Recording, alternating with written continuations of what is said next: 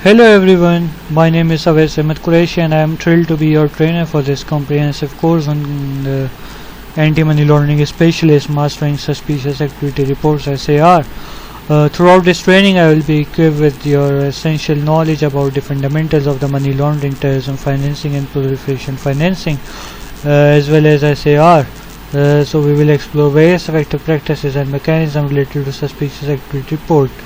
The course material I will be presenting is carefully curated from the latest laws and regulations issued globally by the FATF.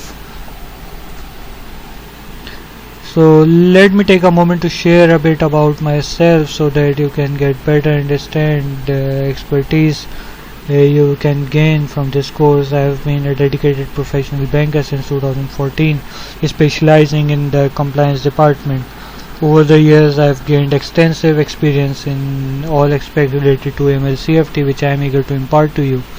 Beyond my banking career, I have also contributed my skills in assisting multiple startups and financial institutions with policy and procedures drafting. Moreover, I have actively participated in the establishment of the compliance department in various organizations. I am truly passionate about this subject and my goal is to make this training engaging, informative and practical, so enabling you to apply the knowledge effectively in your professional endeavor. So let's embark on the learning journey together and discover the tools to combat financial crimes and protect our financial system. Thank you for joining me and I look forward to an enriching experience with all of you. The important thing is what we will learn.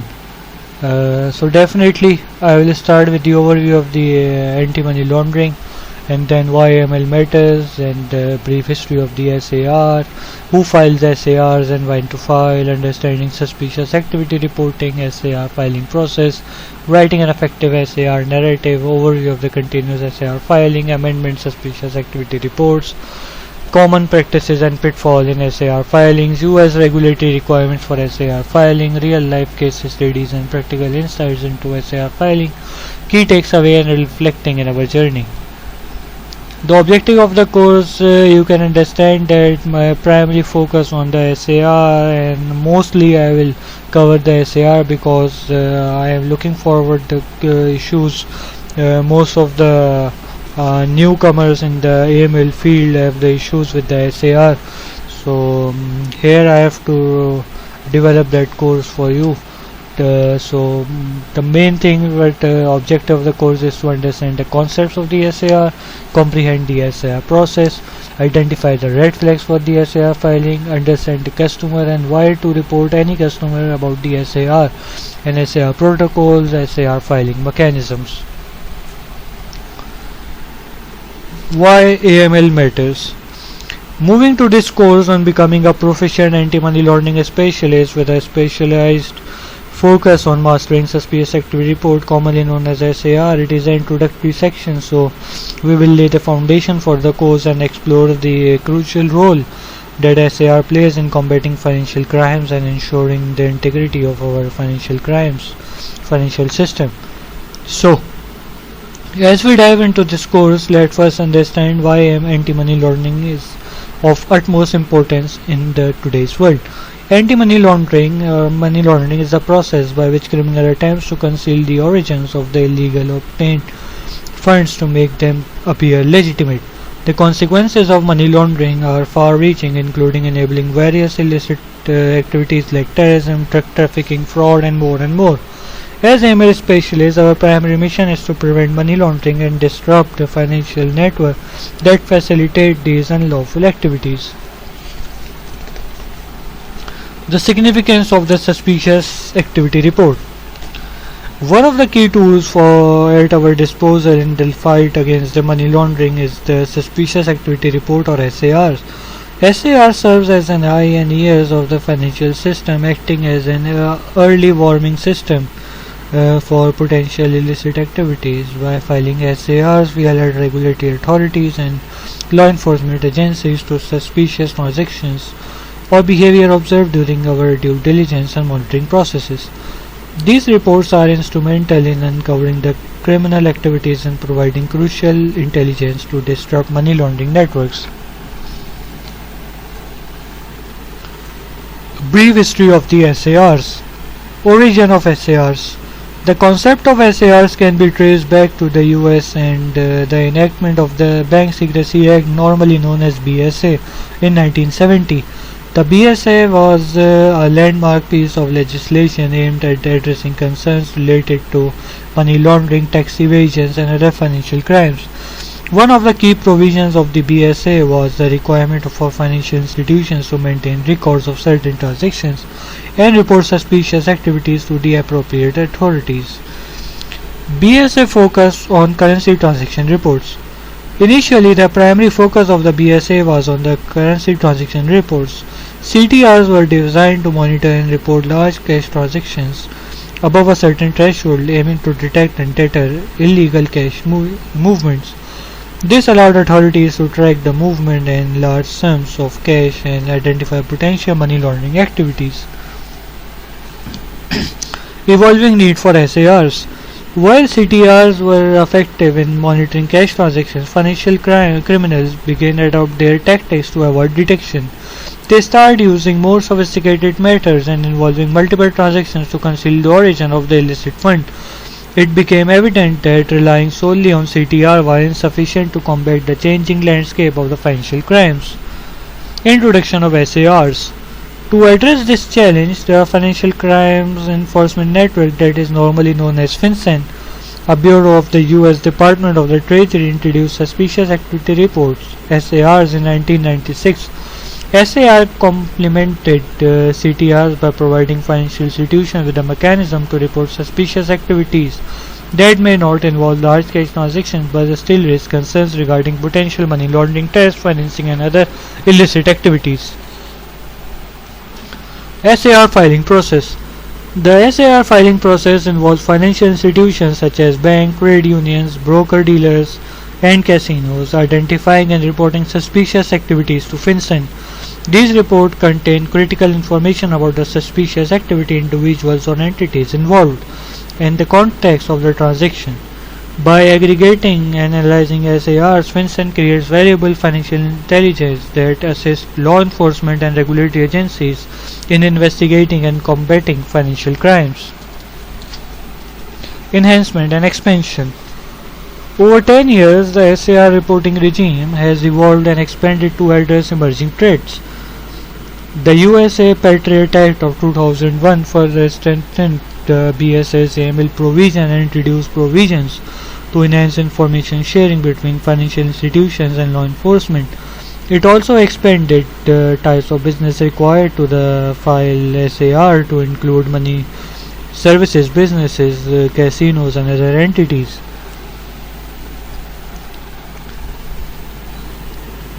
Now let's understand who is responsible for filing SARs and when these reports should be filed. Financial institutions including banks, credit unions, money service businesses, and casinos are the primary filers of SARs.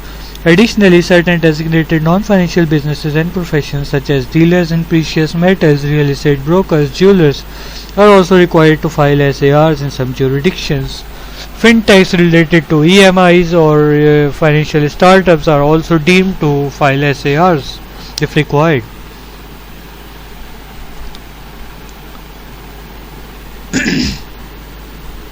The decision to the SAR is based on the identification of suspicious activity or transactions during the routine customer due diligence or transaction monitoring. Financial institutions. The primary entities responsible for filing SARs are financial institutions, which include banks, credit unions, broker-dealer, financial business, casinos, and other designated entities. These institutions play a crucial role in monitoring customer transactions and detecting suspicious activities that may indicate money laundering, terrorist financing, fraud, and other financial crimes. AML Compliance Officer. Within financial institutions, anti-money laundering compliance officers are often designated to oversee and manage SAR filings. These specialists are trained to recognize the red flags of the suspicious activity and ensure that the institution's AML program is robust and effective. Designated individuals. In addition to the AML compliance officer, designated individuals within financial institutions such as branch managers and customer relationship managers may also have the responsibility to report suspicious activities and file SARs. These individuals are typically trained to identify unusual and potentially illicit transactions and escalate them for further review. Other reporting entities. In some cases, entities outside traditional financial institutions may also be required or permitted to file SARs. For example, certain professionals such as casinos and money services business are subject to AML regulations and may be mandated to file SAR based on their activities. Law enforcement and regulatory authorities. While financial institutions are the primary filers of SARs, law enforcement and regulatory authorities are the recipients of these reports. SAR provide critical financial intelligence that support investigation and enforcement actions against a financial crime.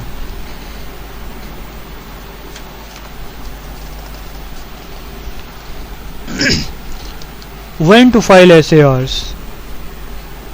Immediacy and timeliness. Financial institutions are required to file SARs as soon as possible once they become aware of the suspicious activity. The emphasis on this immediacy and timeliness is to ensure that the law enforcement and regulatory authorities can take prompt action timely to investigate and disrupt potential criminal activities. Thresholds and red flags. SAR filing requirements are often triggered by certain thresholds which vary depending on the types of the institution and the nature of the transaction. Additionally, financial institutions are encouraged to report based on the red flags or unusual patterns of behavior, even if the individual transactions do not meet the threshold requirements. Ongoing monitoring. AML compliance involves continuous monitoring of the customer transactions and behavior. Financial institutions must proactively monitor their customers actively and be vigilant in detecting any unusual or suspicious behavior. When such behavior is identified, SAR should be filed promptly. Training and awareness. To ensure timely SAR filing, financial institutions invest in comprehensive training for their staff, especially AML compliance officers and designated individuals. Training helps employees recognize their red flags and understand the importance of the reporting suspicious activities promptly. Now, the main point is consequences of not filing SAR. The consequences of failing to file SARs can be severe. Beyond the potential damage of the reputation of the financial institution or business, failure to comply with the SAR reporting requirements may lead to significant financial penalties and legal liabilities. More importantly, it could compromise efforts to combat money laundering and disrupt criminal networks, leaving us vulnerable to potential threats. Regulatory penalties. Financial institutions are subject to stringent anti-money laundering regulations, and SAR filing is a core requirement under these regulations. Failure to file SARs when they are required to can lead to severe regulatory penalties, including fines and sanctions imposed by regulatory authorities such as Financial Crime Enforcement Network (FinCEN) in the USA. These penalties can be significant and may result in substantial financial loss for the institution. Legal liability. In addition to regulatory penalties, financial institutions and their employees may face legal liability if they fail to file SAR when warranted. Laws and regulations surrounding AML and SAR filing are designed to hold institutions accountable for preventing money laundering and terrorist financing activities.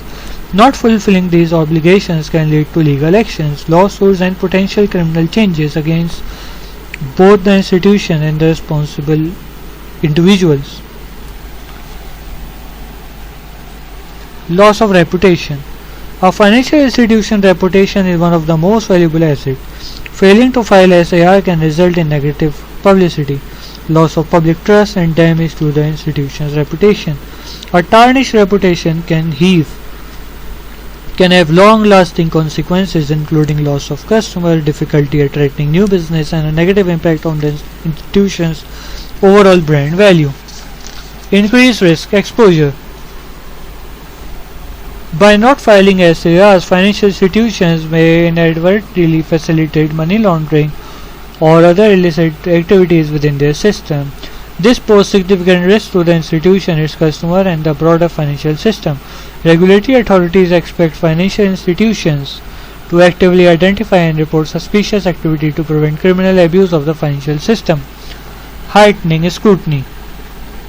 Financial institutions with a history of non-compliance with the SAR filing requirement may come under heightened regulatory scrutiny. This could result in more frequent audits, additional reporting obligations, and increased monitoring by regulatory authority. The added scrutiny can place a strain on the institution's resource and negatively impact its operational efficiency. Impact on relationship with correspondent banks.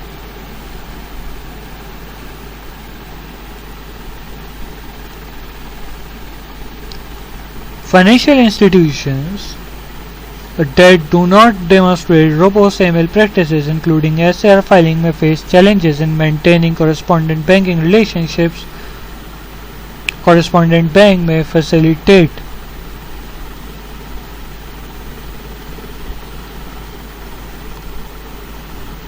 cross-border transactions, often conduct due diligence on their partners' AML compliance. A lack of compliance can lead to strained relationships or the termination of the correspondent banking arrangements. Increased risk of criminal activities. The failure to file SAR when warranted allows criminal activities to go undetected, potentially enabling money launderers and other criminals to exploit the financial system for their illicit purpose. This poses risk to society as a whole, as the criminal activities can fund terrorism, drug trafficking, human trafficking, and other illegal activities. Thank you. Now in the next lecture we will understanding the suspicious activity reporting. Bear with me. Thank you.